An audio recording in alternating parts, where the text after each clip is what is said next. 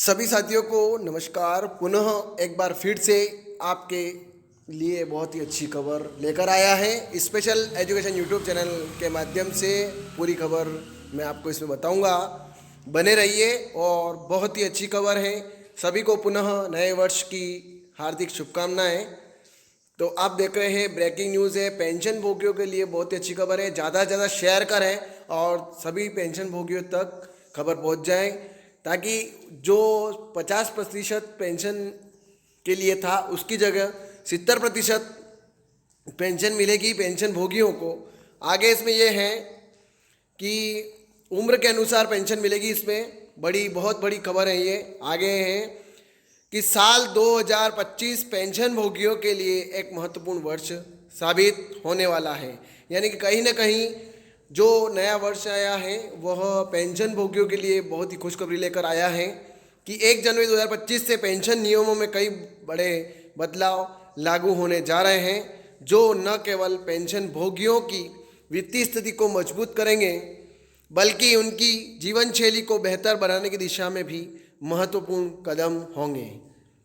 इनमें EPS 95 pension धारकों के लिए सुधार, पेंशन बढ़ोतरी की योजनाएं और अंतिम बेसिक वेतन का 70% पेंशन की बहाली जैसी कई महत्वपूर्ण पहलू पर चर्चा की जा रही है। यानी कि पहले जो पेंशन भोगी थे उनको 50% ही मिलता था, लेकिन अब कहीं ना कहीं इसमें बढ़ोतरी की गई है और इसको 50 से 70% किया जा रहा है। और इस पर चर्चा चल रही है कि पेंशन एक संवैधानिक अधिकार है।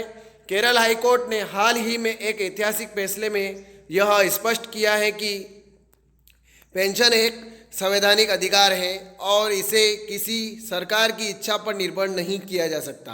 अदालत ने यह भी कहा कि पेंशन भोगियों को लाइफ सर्टिफिकेट जमा न करने के कारण पेंशन से वंचित नहीं किया जा सकता।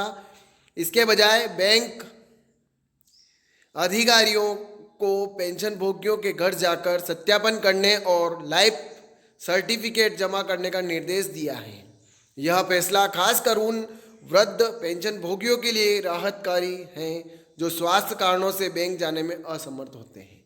यानी कि जो ऐसे पेंशन भोगी हैं जो बैंक तक नहीं जा सकते हैं, उन सबके लिए बैंक के जो कर्मचारी हैं उनको निर्देश दिया गया है कि वो घर जाकर उनका लाइफ सर्टिफिकेट के लिए कहा गया है और सत्यापन के लिए भी उनको निर्देश दिया गया है। ईपीएस 95 पेंशन धारकों के लिए राहत। 1 जनवरी 2025 से ईपीएस 95 पेंशन धारकों के लिए एक महत्वपूर्ण सुधार होगा। अब ये पेंशन धारक किसी भी बैंक शाखा से अपनी पेंशन निकाल सकेंगे।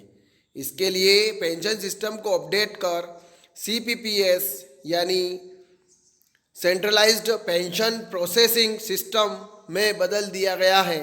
इससे पेंशन भोगियों को किसी भी बैंक से अपनी पेंशन प्राप्त करने की स्वतंत्रता मिलेगी, जो उनके लिए अधिक सुविधाजनक होगा।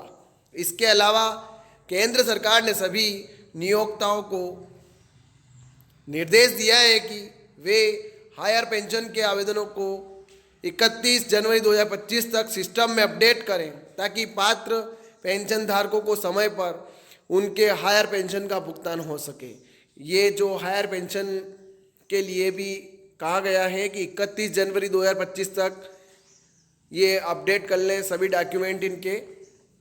आगे है अंतिम बेसिक वेतन का 70%। यानी जो पेंशन भोगी पेंशन हुई है उनका जो बेसिक वेतन था जब पेंशन हुई उस समय, तो उसका 70% के लिए ये घोषणा की गई है कि पेंशन भोगियों की एक बड़ी मांग है कि उन्हें रिटायरमेंट के बाद उनके अंतिम वेतन का 70% पेंशन मिलनी चाहिए। फिलहाल पेंशन भोगियों को केवल 50% पेंशन मिलती है, जो उनके रिटायरमेंट के बाद की ज़रूरतों को पूरा करने के लिए पर्याप्त नहीं है।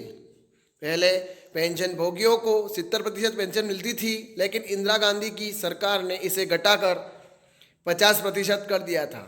अब पेंशन भोगी समाज की यह मांग है कि इस नीति में सुधार किया जाए और पेंशन धारकों को उनके अधिकार का पूरा लाभ दिया जाए। उम्र के अनुसार पेंशन बढ़ोतरी।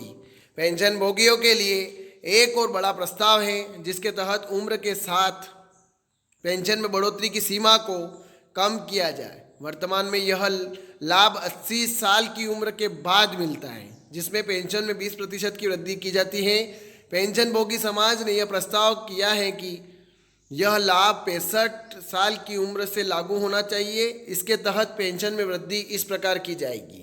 नए नियमों से पेंशन भोगियों को क्या मिलेगा फायदा? तो CPPS सिस्टम, पेंशन भोगी अपनी सुविधा के अनुसार किसी भी बैंक से पेंशन निकाल सकेंगे, जिससे उनकी बैंकिंग प्रक्रिया सरल होगी।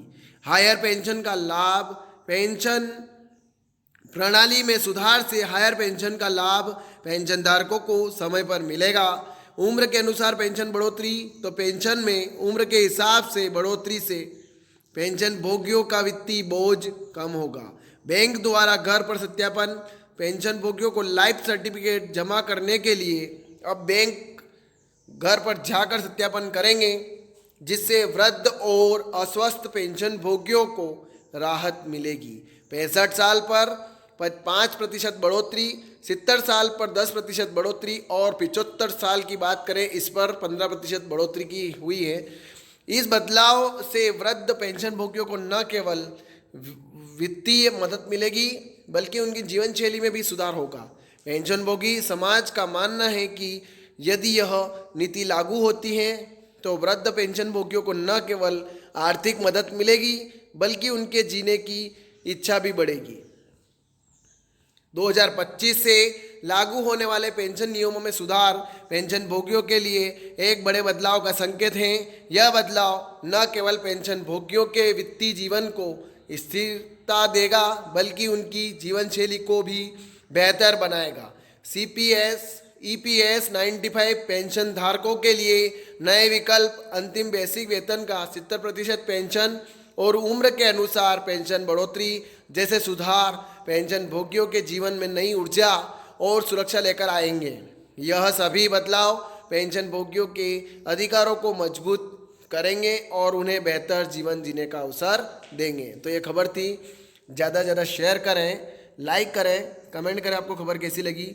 और आप मेरे चैनल पर नए हैं यानी स्पेशल एजुकेशन यूट्यूब चैनल पर पहली बार विजिट कर रहे हैं तो चैनल को सब्सक्राइब जरूर करें, बेल आइकन को प्रेस करें ताकि इस प्रकार से नई नोटिफिकेशन और इस प्रकार से नई नई खुशखबरियाँ, सभी कर्मचारियों से जुड़ी खबरें, पेंशन भोगियों से जुड़ी खबरें भी आपको मिलती रहे। और इसी प्रकार से आप अंत तक जरूर देखें खबर को ताकि विस्तृत चर्चा के रूप में आप देख सकें कि खबर में क्या विवरण विस्तृत चर्चा की गई है। जय हिंद, जय भारत।